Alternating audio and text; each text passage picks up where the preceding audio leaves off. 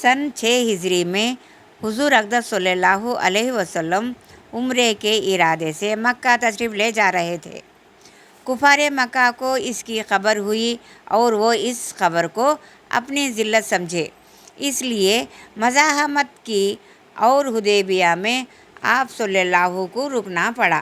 جانثار صحابہ رضی اللہ تعالیٰ عنہم ساتھ تھے، لڑنے کو تیار ہو گئے، مگر حضور صلی اللہ نے مکے والوں کی خاطر سے لڑنے کا ارادہ نہیں فرمایا اور صلح کی کوشش کی، اور باوجود صحابہ رضی اللہ کی لڑائی پر مستعدی اور بہادری کے حضور صلی اللہ نے کفار کی اس قدر رعایت فرمایا کہ ان کی ہر شرط کو قبول فرما لیا۔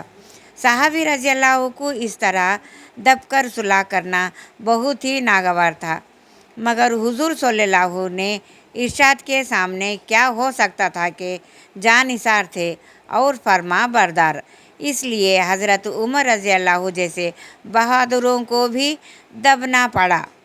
صلح میں جو شرطیں طے ہوئی ان شرطوں میں ایک یہ شرط بھی تھی کہ کافروں میں سے جو شخص اسلام لائے اور ہجرت کرے مسلمان ان کو مکہ واپس کر دے، اور مسلمانوں میں سے خدا نخواستہ اگر کوئی شخص مرتد ہو کر چلا آئے تو وہ واپس نہ کیا جائے۔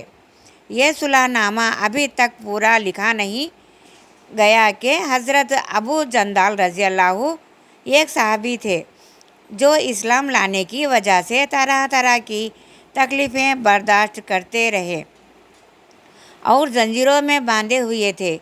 اسی حالت میں گرتے پڑتے مسلمانوں کی لشکر میں اس امید پر پہنچے کہ ان لوگوں کی جماعت میں جا کر اس مصیبت سے چھٹکارا پاؤں گا۔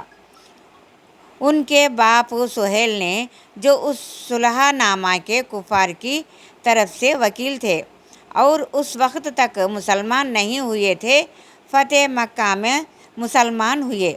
انہوں نے صاحبزادے کو تماچے مارے اور واپس لے جانے پر اصرار کیا۔